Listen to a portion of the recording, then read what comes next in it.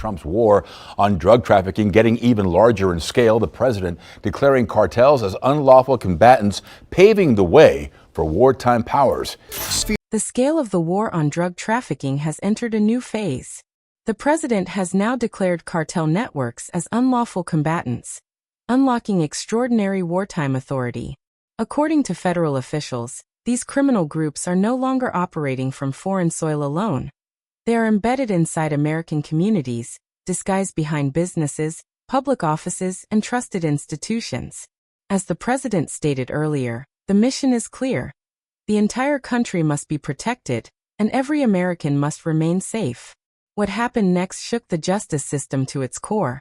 Inside the office of a state judge, a place meant to uphold law and order, federal agents discovered 6 kilograms of cocaine. The drugs weren't hidden in a warehouse, a gang safe house, or a cartel tunnel. They were sitting in the heart of the legal system, carried by the very person trusted to enforce the law. This was not a case of intimidation. This was not a case of accidental association. This was betrayal wrapped in authority. A courtroom turned into a trafficking hub. And if anyone believed corruption had limits, the evidence suggested otherwise. Investigators kept digging, and the truth kept getting darker. A federal raid was launched in the early morning hours. Unmarked vehicles pulled up to the judge's government office. Agents moved silently through freezing streets. A battering ram slammed into a reinforced door, and the building shook. Family photographs next to the American flag rattled under the impact. A silent reminder of an oath that had now been shattered. Agents moved through each room, searching walls, drawers, and secured files. Then, behind a concealed panel, they uncovered a disturbing cache. Tightly wrapped blocks of cocaine, high-capacity firearms, and a hidden safe packed with cash.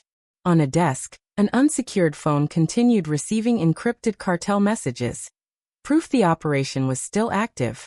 And they're operating these networks around our entire country. So we are going to keep our entire country safe. We're going to protect all Americans. The more investigators uncovered, the more alarming the story became. The judge was identified as 49-year-old Layla Mahed. Federal officials confirmed she was not coerced, threatened, or blackmailed. Instead, she had actively engineered a sophisticated trafficking pipeline inside the legal system she was sworn to protect. Over 6 years, more than $61 million in physical cash was moved through her network, along with over $118 million in unexplained financial transfers. The money flowed through 29 shell companies registered in Minnesota, Wisconsin, Panama, and Curacao. Not one of those companies offered a service, sold a product, or maintained a legitimate customer. Yet each processed more funds than some regional banks. Every traceable dollar connected back to a single source, CJNG cartel routes. Even more disturbing, those involved were not street-level criminals. They were officials with access, authority, and clearance. A bank director quietly approved late-night transactions. A police chief signed special access authorization for shipping containers. Medical clinics billed federal programs for services that never took place. In the background of those decisions, trucks moved uninterrupted, shipments crossed state lines, and cash flowed back to cartel hands. Surveillance footage later revealed even more. In the early hours of a winter morning, Judge Mahed entered a dark community center through a side door. 3 men followed, including one known fugitive wanted for armed robbery. No bags were carried in or out. No conversations were recorded. Only doors opening and closing, a silent meeting in the dark. But the most disturbing revelation was still ahead. The judge had not only facilitated narcotics trafficking, she had cleared a path for people. More than 580 individuals entered Minnesota through routes connected to her network. These were not families or vetted refugees. They were yo. What followed was a rapid and violent shift inside Minnesota communities. Within just 16 months, law enforcement connected 57 shootings, 91 armed robberies, 9 confirmed overdose deaths, and 22 cases of forced prostitution to individuals tied to Judge Mahed's pipeline. One attack outside a Bloomington supermarket left 2 elderly grandparents injured. Investigators later confirmed that one of the shooters was carrying a PCA badge. a government identification card issued by a medical care facility that billed Medicaid for more than $1.7 million in fraudulent services. Money intended to support vulnerable Americans had instead funded armed violence. At this point, the line between crime and authority wasn't blurred. It was erased. In response, federal agencies launched a coordinated strike known as Operation Northern Razor. For weeks, the planning remained classified. Maps covered the walls of an emergency command center. Warehouses, clinics, apartment buildings, and riverfront transport hubs were marked with red circles and coded labels. On the surface, these locations looked ordinary. In reality, they were operational nodes in a cartel economy embedded within Minnesota infrastructure. Before dawn, phones across multiple agencies lit up with a single directive: execute. Black SUVs and tactical vehicles rolled across frozen streets. Highway patrol units locked down exits. A helicopter swept the riverfront district, scattering snow across warehouse rooftops. The first breach occurred at a former trucking depot in Brooklyn Park, a building that appeared abandoned. Inside, agents found industrial packaging machinery, chemical barrels, and pallets of sealed shipping boxes ready for distribution. 2 suspects attempted to flee through the storage rows. They didn't make it far. 9 teams intercepted them before they reached the exit. At another raid site 20 miles south, agents entered a converted church basement just before sunrise. Colored light from stained glass windows flickered across tables covered with pill bottles, vacuum sealers, and cash-counting machines. This was not a place of worship. It was a functioning drug laboratory hidden behind faith and community trust. A volunteer who happened to arrive early froze when federal agents appeared. He was unarmed, terrified, and silent.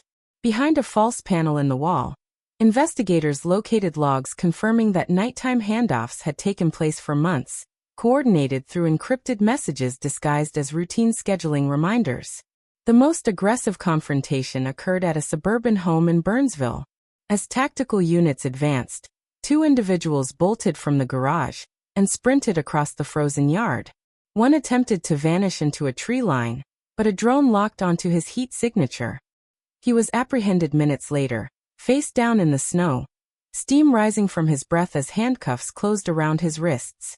By midday, Operation Northern Razor had dismantled 27 cartel-linked locations.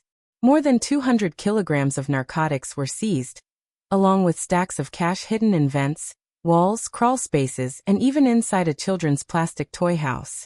Laptops contained routing data and schedules matching transportation records authorized by officials who had already resigned. The response across Minnesota was immediate. Families stepped outside to discover police tape around familiar buildings. Helicopters circled overhead. Unmarked vehicles departed with evidence, and news alerts spread faster than the raids themselves. It was not a foreign invasion. It was a purge of corruption that had been operating in daylight, disguised as ordinary life. Operation Northern Razor didn't end the war. It exposed how deeply it had already begun. The raids triggered a chain reaction across public offices, businesses, and community institutions. As evidence was processed, patterns emerged that could no longer be dismissed as coincidence. What appeared to be scattered addresses, unrelated approvals, and isolated transactions now formed a single coordinated system. A machine designed to convert drugs into money, money into influence, and influence into protection. Inside the command center, walls were covered with photographs of seized documents, bank wires, and notarized authorizations. Procurement forms, zoning approvals, and medical billing records told a story clearer than any confession.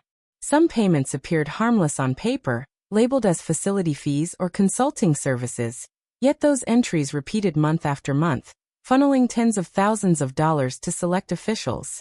One police captain received $32,000 every month for almost 2 years. A zoning officer approved a warehouse conversion in just 12 minutes. The same warehouse later seized as a repackaging hub. A sheriff's office accepted unexplained donations, followed by a noticeable drop in traffic stops along a known trafficking corridor. Emails recovered between Judge Mahid and a bank executive revealed direct instructions. One message said only 3 words: clear the transfer. Within hours, millions moved. Across Minnesota, Panic spread through government buildings. Some employees locked their doors. Others shredded documents or deleted emails. But digital forensics teams had already cloned servers and secured data trails. Meanwhile, the public reaction grew louder and angrier. Outside county courthouses, protesters held signs demanding answers. Asterisk, who allows this? Asterisk, asterisk, who protects us? Asterisk, asterisk, if the law is corrupted, what justice remains? Asterisk. Press conferences brought little comfort. Officials spoke about due process and ongoing investigations. But residents weren't asking for reassurances, they were ASCII. In the days that followed, the shockwave spread beyond law enforcement. Evidence rooms filled with narcotics, weapons, forged documents, and electronic devices. Analysts worked around the clock, and even seasoned investigators paused when confronted with the scale of the operation. What began with 6 kilograms of cocaine in one office had evolved into one of the largest corruption investigations in Minnesota's history. By the end of the first week, the total seized narcotics reached more than 240 kilograms, enough to devastate cities for months. Alongside the drugs were stacks of currency, cashier's checks, prepaid cards, and gold coins. Counting machines ran non-stop, tallying a total value of $154.9 million. But the most disturbing discoveries weren't made in wallets or duffel bags. They were found in ledger books, spreadsheets, and digital correspondence. Names appeared that no one expected. A county procurement officer, a health clinic administrator, a former sheriff's deputy, 2 accountants, and a church treasurer. When these individuals were taken into custody, many did not resist. Some wept. Some stared at the ground. One simply said, "I thought everyone knew," before requesting legal counsel. Federal prosecutors filed charges against 137 people linked to the network. Not all faced drug trafficking counts. Some were charged with falsifying documents, facilitating illegal transfers, or signing approvals they knew were improper. But each charge represented more than a crime. It represented a betrayal of the public trust. Across Minnesota, the fallout was immediate. Municipal buildings operated with skeleton staff as employees were suspended pending review. Emergency elections were scheduled to replace resigning council members. A local bank shut its doors after its director was indicted, leaving residents unsure where to deposit checks or withdraw savings. Parents voiced fear during. As arrests mounted and financial accounts were frozen, the political consequences intensified. Press conferences were held daily. Task forces were formed. Hotlines were opened for tips and reporting suspicious activity. Yet for many residents, reassurance felt hollow. A federal prosecutor stepped to a podium and stated plainly, "This investigation is not over. More arrests will follow." Behind her, tables were lined with evidence. Weapons, narcotics, banking records, and confiscated identification documents. Each label represented a breach of duty. Each item symbolized a failure inside the system meant to uphold law. Meanwhile, Judge Layla Mahed's courtroom remained untouched. Her bench was polished. The American and state flags stood as they always had. Her nameplate still rested at the front of the room. The space looked orderly, respectable, and unchanged, but everyone who entered understood the truth. This was no longer a symbol of justice. It was now a reminder of vulnerability. Communities across Minnesota began confronting an uncomfortable realization. Drugs did not simply arrive in their neighborhoods through smuggling routes or hidden compartments. They required something far more dangerous: cooperation. They required permits, approvals, signatures, and silence. The most painful effect was not measured in seized currency or confiscated narcotics. It was measured in trust in courts, in law enforcement, in public service, and in the belief that authority exists to protect, not exploit. In the weeks following the raids, older residents gathered in diners, community halls, and church basements. Their conversations were quiet but heavy. Many had lived in Minnesota for decades, building families, careers, and memories under the assumption that laws were enforced fairly and consistently. Now headlines told a different story. Falsified medical records, bribed officials, violent recruits, and public institutions compromised from within. The betrayal.